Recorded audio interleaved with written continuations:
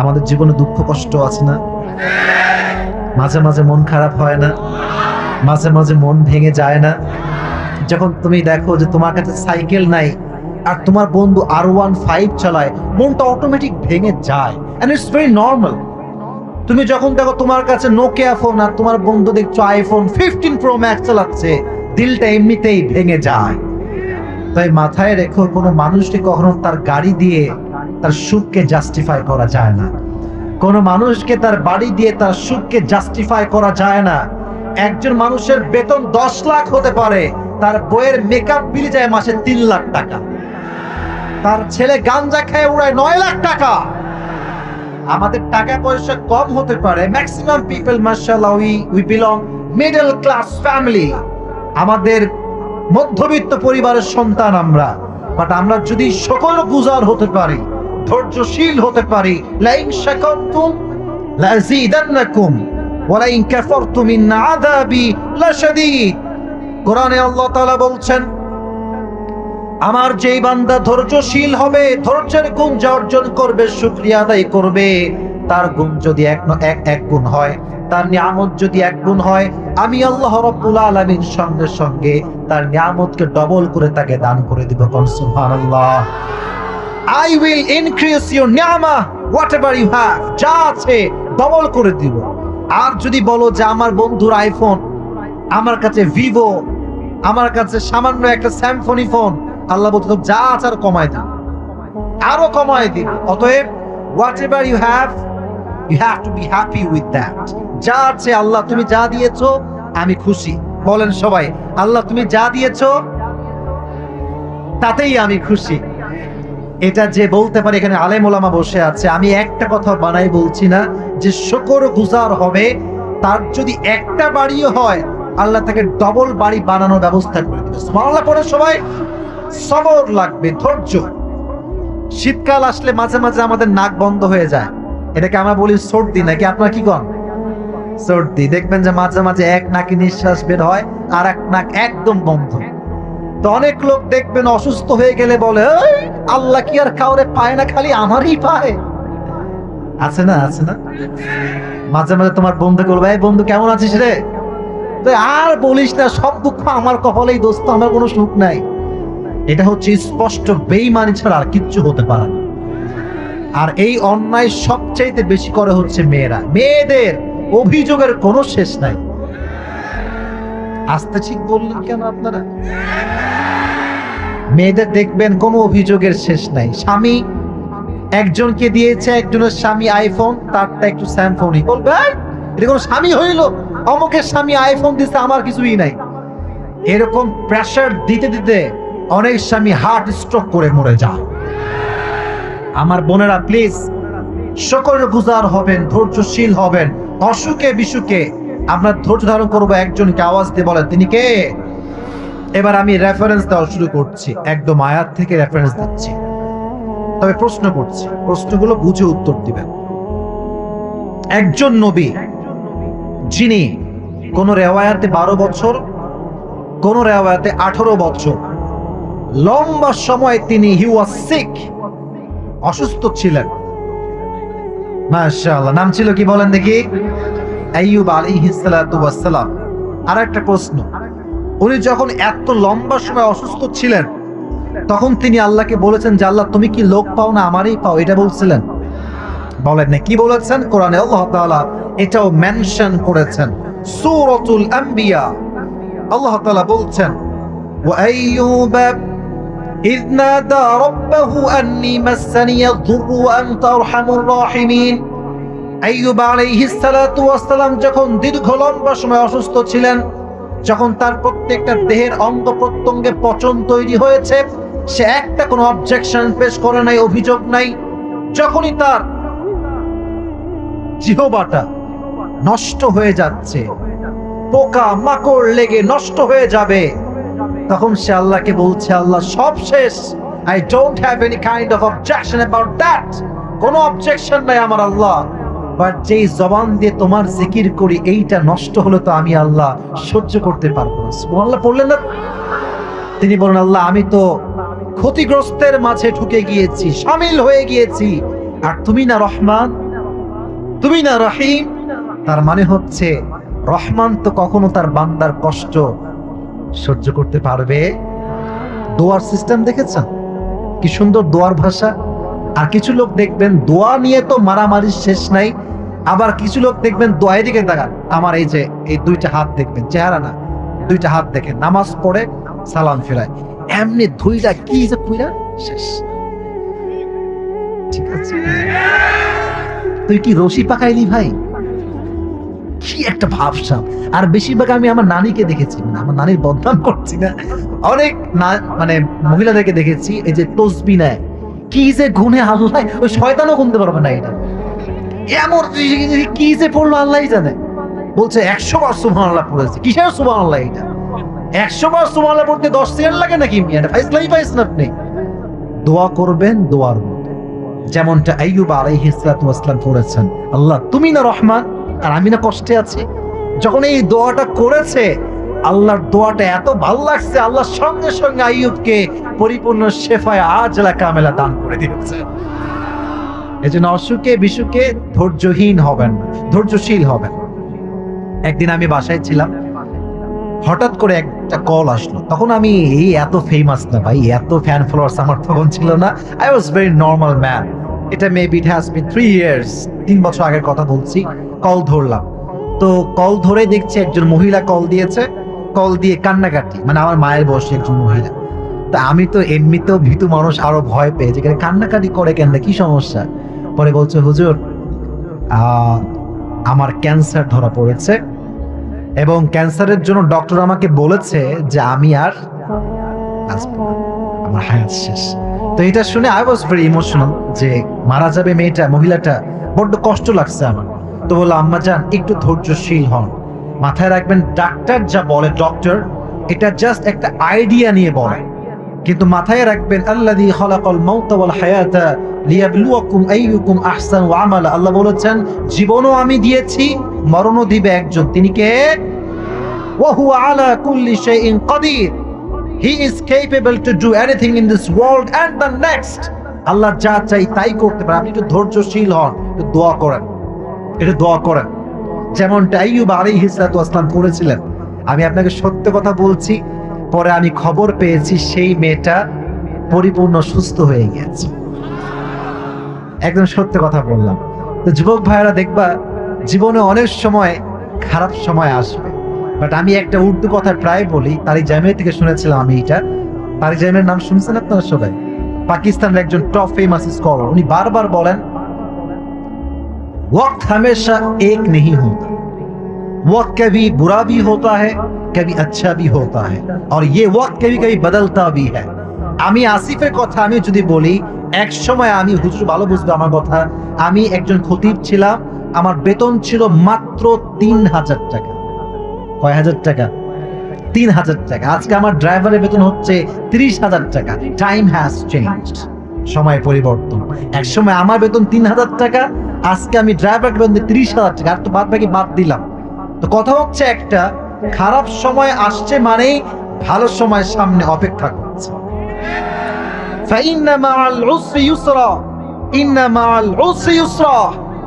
Indeed and verily, if you can put your trust on your Lord, Allah will give you something that will definitely make yourself happy. আল্লাহ বলছে, বান্দা তুই একটু ধৈর্যশীল হ, কষ্টের সাথেই আছে সুখ। ওয়ালা সাউফা ইউতিকা রাব্বুকা ফাতারদা। একটু থাম, একটু থাম, সবর কর, তুই যা হারাইছিস তার চেয়ে অধিক উত্তম আমি আল্লাহ তোকে দান করে দিব। সুবহানাল্লাহ পড়ে সবাই। তাহলে 1 নাম্বার রেফারেন্স দিলাম, অসুখ হলে ধৈর্যশীল হব একজনের উপরে। আওয়াজ দিয়ে বলেন তিনি কে? এবার আরো একটা প্রশ্ন আমার দিনাজপুরের ভাইদের জন্য। এটা আপনাদের নাম কি? চিরিবন্দর, চিরিবন্দর থানা, তাই না?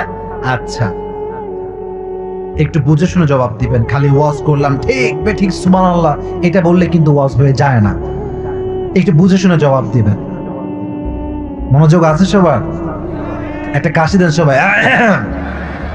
বলেন, আমার প্রিয় নবীজির একজন স্ত্রী মাত্র কুমারী ছিলেন, যার আগে কখনো বিয়ে হয়নি, ডিভোর্স হয়নি। তার নাম ছিল কি? আয়েশা রাদিয়াল্লাহু তাআলা আনহা। এই হাদিসটা আপনাকে অনেক কিছু শেখাবে, এই হাদিস আপনার জীবন পরিবর্তন করবে। এই মাঝে মাঝে মানুষ আমাদেরকে মিথ্যা অপবাদ দেয় না? মিথ্যা অপবাদ, যেটা করিনি বলে তুই এটা করছিস, বলো না বলো না বলো না বলো না। অনেক যুবক দেখবেন জীবনে প্রেম কি সে বোঝেই না, আর বন্ধু কয় তোর 2টা গার্লফ্রেন্ড, আমি শিওর তোর আছেই আছে। এটা হচ্ছে মিথ্যা অপবাদ, ঠিক কিনা বলো যুবক ভাইরা? হাদিসটা একদম পুরস্কার নেওয়ার জন্য হলেও হাদিসটা মনোযোগ দিয়ে শুনবেন। হাদিসটা আমি পরিপূর্ণ আপনাকে শুরু থেকে শেষ পর্যন্ত একদম বর্ণনা করছি। একদিন নবীজি লটারি করলেন। নবীর মোট স্ত্রী ছিল কয়জন, কে বলতে পারে? 11 জন। বলেন কয়জন? যার বউ 2টা সে বুঝে প্যারা কারে কয়, হ্যাঁ? আর বাংলাদেশের মেয়েরা সব সহ্য করতে পারে, স্বামী 2টা বিয়ে করলে ওরে কিলাইয়া সোজা করে দিবে একেবারে।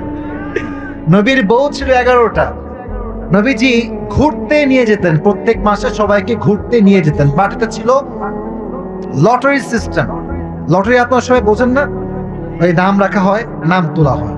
তো নবীর 11 জন বউয়ের নাম রাখা হয়েছে, মানে যারা ছিল সবার নাম রাখা হয়েছে এবং নাম তোলা হয়েছে কে যাবে এইবার ঘুরতে এই মাসে। তো যার নাম উঠেছে সে হচ্ছে আম্মা জান আয়েশা রাদিয়াল্লাহু তাআলা আনহা। তো নবীজি ঘুরতে নিয়ে গিয়েছেন। হাদিসটা কিন্তু খুবই খুবই খুবই সেনসিটিভ বোঝার জন্য। যখন ঘুরতে নিয়ে গিয়েছেন, ফেরার সময় অনেক গভীর রাত হয়ে গিয়েছে। তো আয়েশা ছিলেন খুবই চিকন একজন মানুষ। দেখবেন চিকন মানুষ রিকশায় উঠলে যে রিকশা চালক সে বোঝে না পেছনে কেউ আছে কিনা। আর কিছু লোক এমন ভুড়ি মোটা, ও যদি ভ্যানে ওঠে ভ্যানের টায়ারটা ব্লাস্ট হয়ে যায়, ঠিক না? কিছু লোকের ভুড়ি এই বড় একেবারে। তো আয়েশা ছিলেন একদম স্লিম মেয়ে, একদম চিকন টাইপের একজন মেয়ে, অত মোটা ছিলেন না। তো যখন তিনি ফিরে আসবেন, হঠাৎ করে রাস্তার মাঝে প্রকৃতির ডাকে সাড়া দেওয়ার জন্য তিনি উট থেকে নেমেছেন, একটু সামান্য দূরে গিয়েছেন। আর যেই উটের চালক ছিল, যিনি উটটা বহন করছিলেন, তিনি দূরে গেলেন। ওদিকে যখন তিনি গিয়েছেন প্রকৃতিকে সাড়া দেওয়ার জন্য, এদিকে সে উট নিয়ে চলে গেছে। কেন?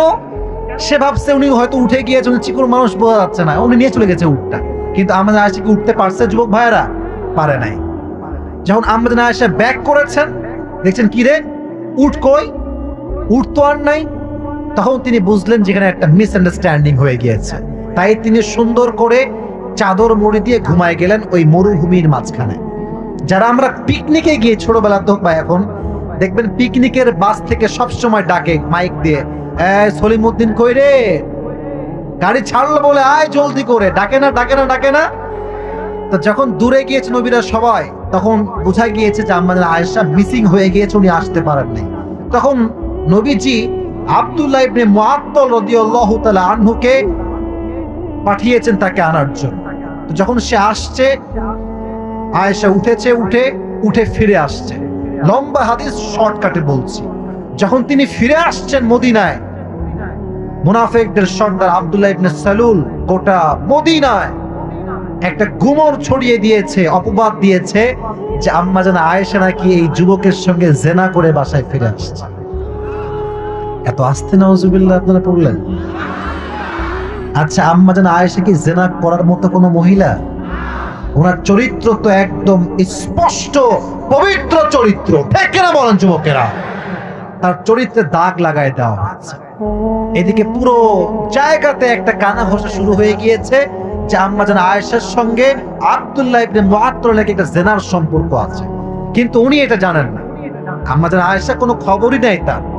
তো শ্বশুর বাড়ি যখন গিয়েছে, মানে বাপের বাড়ি, নবীর শ্বশুর বাড়ি যখন গিয়েছে, তখন একজন বাহিরের মহিলা এসে বলছে, আয়েশা শোনো, তোমার ব্যাপারে যে জেনার অপবাদ দেওয়া হয়েছে তুমি কি জানো এটা? এই কথা শুনে উনি তো আকাশ থেকে পড়ছে।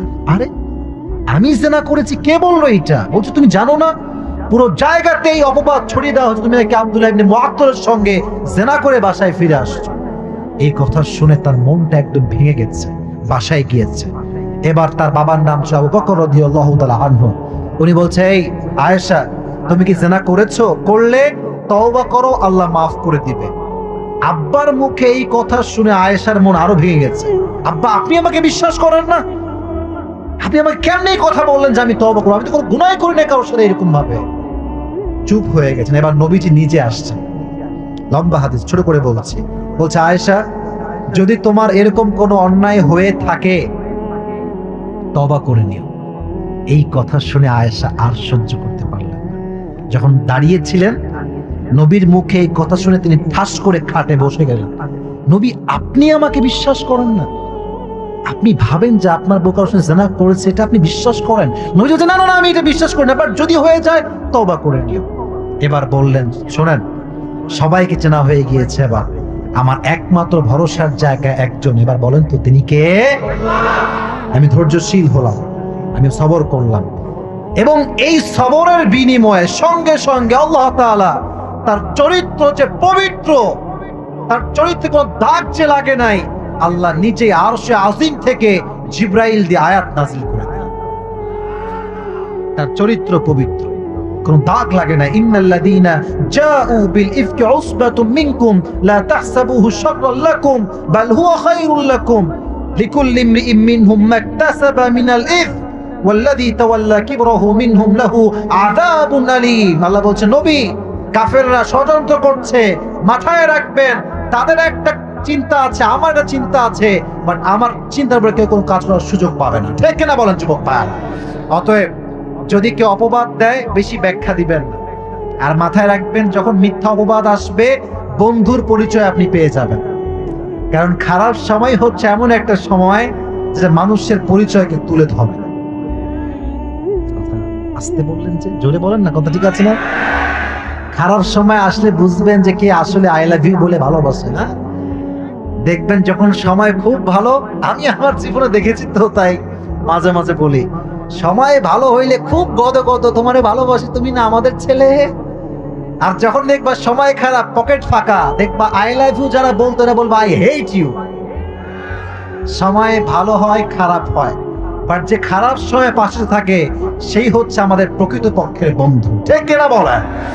অতএব যত অপবাদ কেউ দিক না কেন, কোন রকম কোনো অভিযোগ করবেন না, ধৈর্য ধারণ করবেন, একজনের উপরে আওয়াজ দিয়ে বলেন তিনি কে।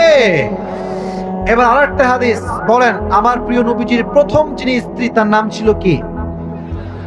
খাদিজাতুল কুবরা রাদিয়াল্লাহু তাআলা আনহা। উনি কি সিঙ্গেল ছিলেন না ডিভোর্সড ছিলেন? ডিভোর্সড ছিলেন। তবে নবীর প্রথম স্ত্রী হচ্ছেন খাদিজা। কেমনে বিয়ে হয়েছে, এটা একটা সবরের ওয়াজ, সবরের একটা হাদিস।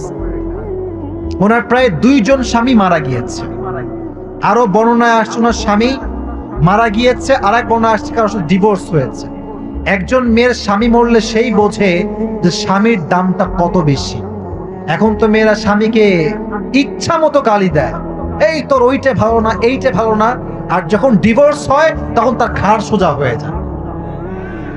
দেখবেন মেয়েরা প্রথম সংসারে যেই পরিমাণ ধৈর্যশীল হয়, দ্বিতীয় সংসারে তার চেয়ে 1000 গুণ বেশি হয়। কারণ ঠ্যাক খেয়ে আসছে যে এখন ঘাড় সোজা হয়ে গিয়েছে। ঠিক আছে যুবক ভাইয়েরা?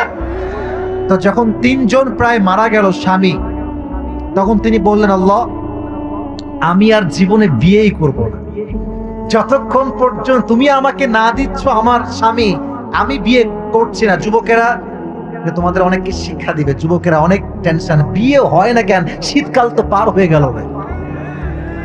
কথা ঠিক আছে না যুবকেরা? বলো বলো। শীতকালে আসলে বিয়েটা একটু বেশি হয় বাংলাদেশে।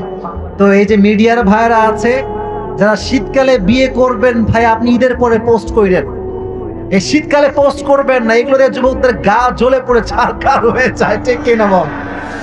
তো এই হাদিসটা তোমাকে শেখাবে যে তুমি জীবন সঙ্গিনীর জন্য কতটা ওয়েট করতে হবে তোমাকে। উনি বলেন, আল্লাহ তুমি না দিলে আমি বিয়ে করবো না, বাদ দিলাম, সব বাদ। ব্যবসার কাজে মন দিলেন, ব্যবসা, কোটি কোটি টাকার ব্যবসা। একদিন তিনি রাতের বেলা ঘুমালেন, এই হাদিসটা একদম শেষ পর্যন্ত শুনবেন।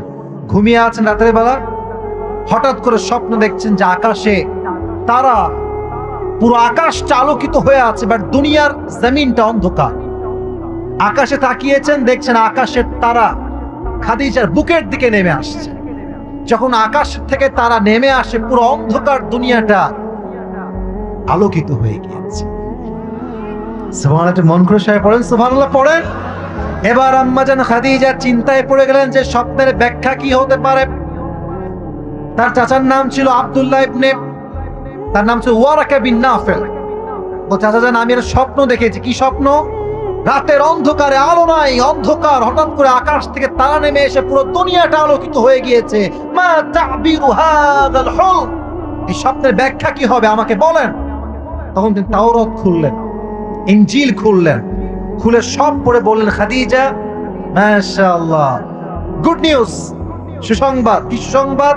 বলছে তোমার যিনি স্বামী হবেন এইবার, তিনি সাধারণ কোনো মানুষ নয়, আল্লাহ শেষ নবীকে তোমার স্বামী হিসেবে কবুল করেছে। এই কথা শুনে ওনার হৃদয়টা একদম প্রশান্তির ছোঁয়া। এই তো আমার ধৈর্যের ফলাফলাই পেতে যাচ্ছি, সময় তো ঘনিয়ে এসেছে। শুনেই তিনি বাসায় ফিরে গেলেন, আবার কাজ শুরু করলেন, ব্যবসার কাজ। কবে আসবে আমার সেই স্বপ্নের পুরুষ? অপেক্ষা শুরু। হঠাৎ একদিন নবীজি ব্যবসার কাজে খাদিজার বাসায় আসছেন আগমন নিয়ে। নবীর চেহারা এত সুন্দর ছিল, নবীজি তার ঘরে ঢোকার সঙ্গে সঙ্গে তার পুরো ঘরটা আলোকিত হয়ে গিয়েছে। সুবহানাল্লাহ বললেন না সবাই? নবীর চেহারা দেখে খাদিজা বুঝে গিয়েছে, এটাই মনে হয় আমার স্বামী, শেষ নবী, এই ব্যক্তিটাই মনে হয় হবে। তখন তিনি তাওরাত খুললেন, ইনজিল খুললেন, যে শেষ নবীর চেহারা কেমন হতে পারে। আচ্ছা, আমার কথা বুঝতে কোনো সমস্যা হচ্ছে না তো আপনাদের? কথা কি বোঝা যায়? যায় যায় যায় দেখলেন যে নবীজির চেহারা কেমন হবে, গায়ের রংটা হবে, এই যুবকেরা মনোযোগ দিয়ে শুনবেন, নবীর চেহারা কেমন। আজহারুল লাউন, নবীর চেহারার রং কালো নয়, সাদা নয়, আহামরি ফর্সাও নয়। নবীর চেহারার রংটা হচ্ছে লাবণ্যময়, সুন্দর। সুবহানাল্লাহ, একটু জোরে শুনে পড়েন আপনারা সবাই। আচ্ছা, আমার নবীর মতো সুন্দর কোন যুবক আল্লাহর আকাশের নিচে জমিনের উপর আর কেউ কি হতে পারে? চাঁদের চেয়ে সুন্দর তুমি, নবী আমার কামলিহি ওয়ালা। সুবহানাল্লাহ পড়েন সবাই। দো জাহানের বাদশা তুমি, প্যারা নবী সাল্লে আলা। দো জাহানের বাদশা তুমি, প্যারা নবী সাল্লে আলা। চাঁদের চেয়ে সুন্দর তুমি, নবী আমার কামলিহি ওয়ালা। সুবহানাল্লাহ পড়েন সবাই। এবার তিনি পড়লেন নবীজির হাইট কেমন হবে। লেখা আছে, he will be the medium of height, neither tall nor short. কানা রাবআতাম মিনাল কওম, লাইসা বিত-তাওয়িল ওয়ালা বিল-কাসির। নবীজি খুব বেশি তাল গাছের মতো লম্বা হবে না, আবার খুব বেশি বাটু হবে না। উনি হবেন মিডিয়াম অফ হাইট, মাঝারি গড়নের একজন মানুষ হবে। তো তিনি দূর থেকে দেখলেন, দূর থেকে তার হাইট কেমন দেখলেন, যা লেখা আছে হুবাহু তার হাইট মিলে গিয়েছে। এবার তিনি পড়লেন চুলের কাটিং কেমন হবে। লেখা আছে চুলের কাটিং হবে বিশাল বড় লম্বা চুল। নবীজির চুল কিন্তু প্রায় সময় বাবরি কাটিং থাকতো। বাবরি কাটিং বোঝেন? বোঝেন না আপনার সবাই? এই যে পেছনের দিকে লম্বা চুল। আর নবীজির, আচ্ছা আপনার সবাই কাজী নজরুল ইসলামের নাম শুনছেন? আমাদের জাতীয় কবি, মুরব্বীরা হয়তো খুব ভালো চিনবেন, আমরাও চিনি, না চিনা না, বাট ছবি দেখবেন ফেসবুকে, দেখবেন ওর চুলের মাঝখানে একটা কি আছে, স্মৃতি আছে। নবীর চুলের মাঝখানে হুজুর ভালো বুঝবে, কানা ইউফাররিকু বাইনা শা'রি, হাদিস থেকে বলছি।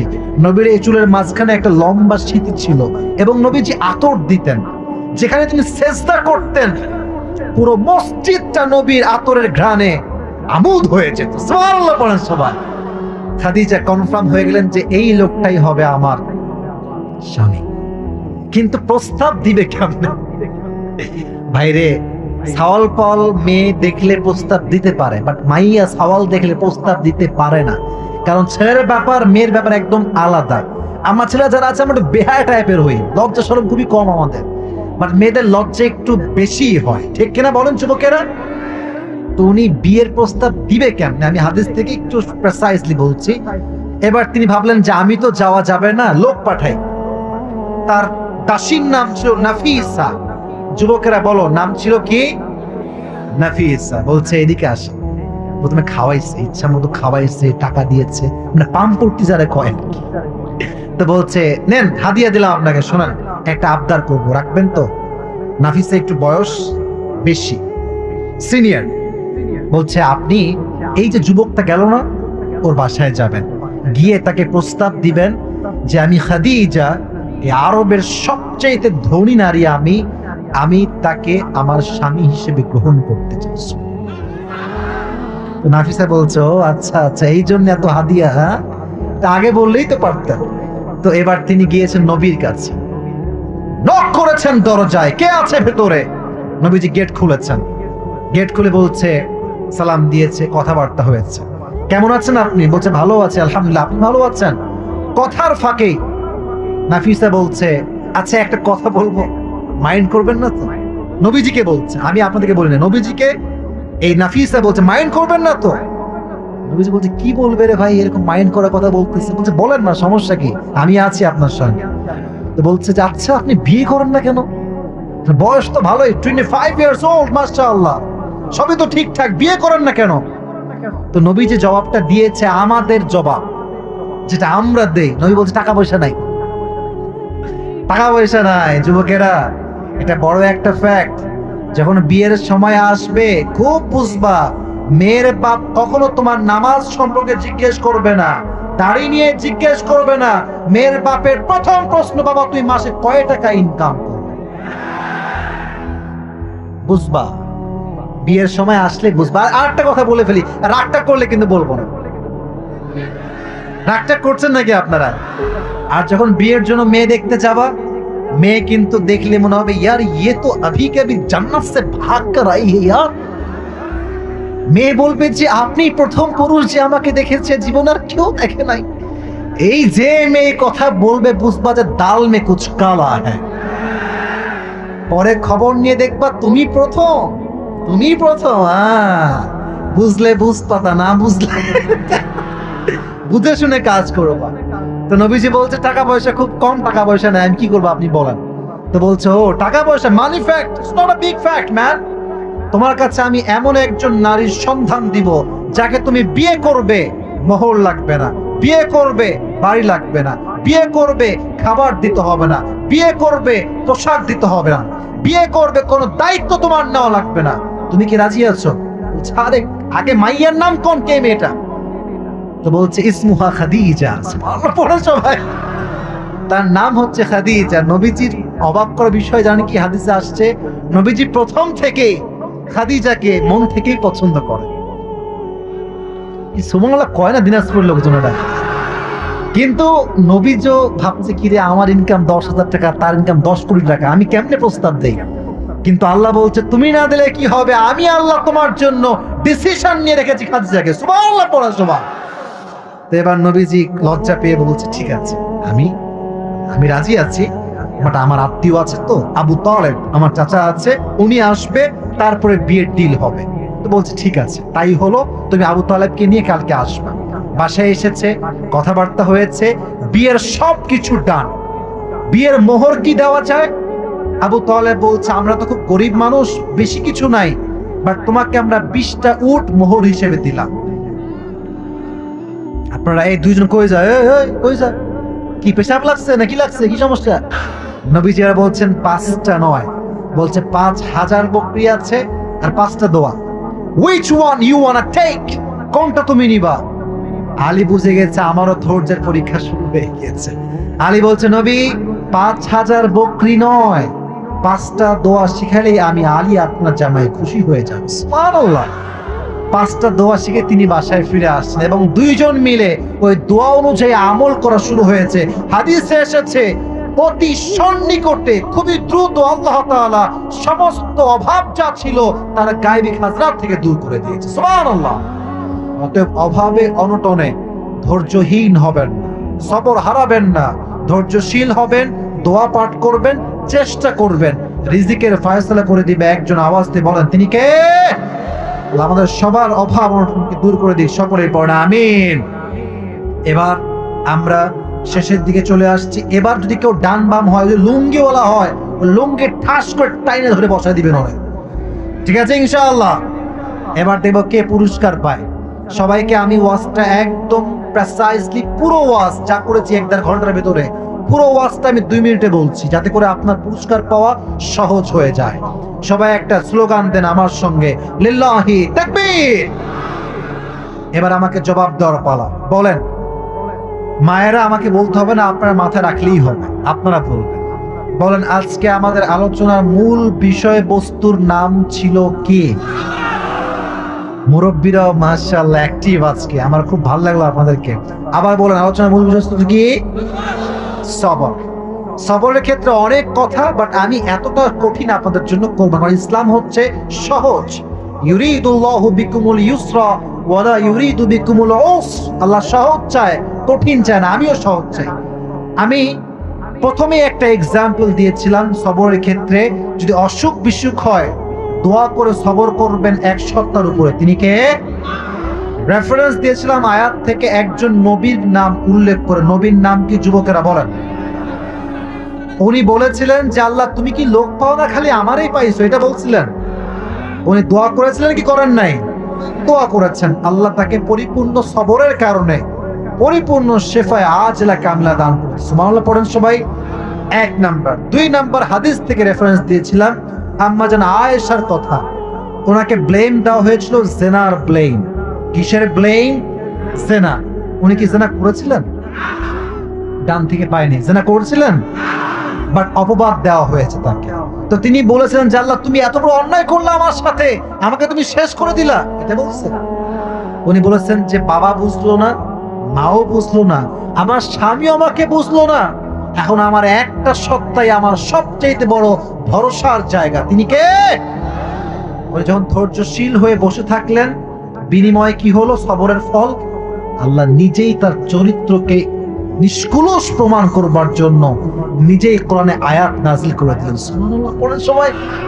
2 নাম্বার হাদিস। 3 নাম্বার হাদিস, যাদের বউটো কেউ পায় না, স্বামী পায় না, অনেক কষ্ট, অনেক দুঃখ, তাদের জন্য সবচেয়ে বড় মোটিভেশন হচ্ছে খাদিজা রাদিয়াল্লাহু তাআলা আনহা। ঠিক কিনা বলেন যুবকেরা? স্বামী মরে গিয়েছে, ডিভোর্স হয়ে গিয়েছে। উনি বলেছেন যে আল্লাহ সব স্বামী নিয়ে গেল, তুমি এত বড় অন্যায় করলা। বলছে নাকি এটা ভাই? না, আল্লাহ তুমি যা দিবা আমি তাই গ্রহণ করব। এই সবরের বিনিময়ে খাদিজাকে আল্লাহ কাকে স্বামী হিসেবে দান করেছেন? শেষ নবীকে। সুবহানাল্লাহ পড়বেন না আপনারা সবাই? এবং 4 নাম্বার হাদিস বলেছিলাম মা ফাতেমাকে নিয়ে, যে অভাবের ক্ষেত্রে 3 দিন না খাওয়া, বাট তিনি কোনো অভিযোগ করেন নাই। 3 দিনের বেলায় তিনি গিয়ে দোয়া শিখে এসেছেন, স্বামীও দোয়া শিখে এসেছেন, এবং দোয়া এবং সবরের বিনিময়ে সমস্ত অভাবকে আল্লাহ তাআলা নিমিষেই দূর করেছে। সুবহানাল্লাহ পড়েন সবাই।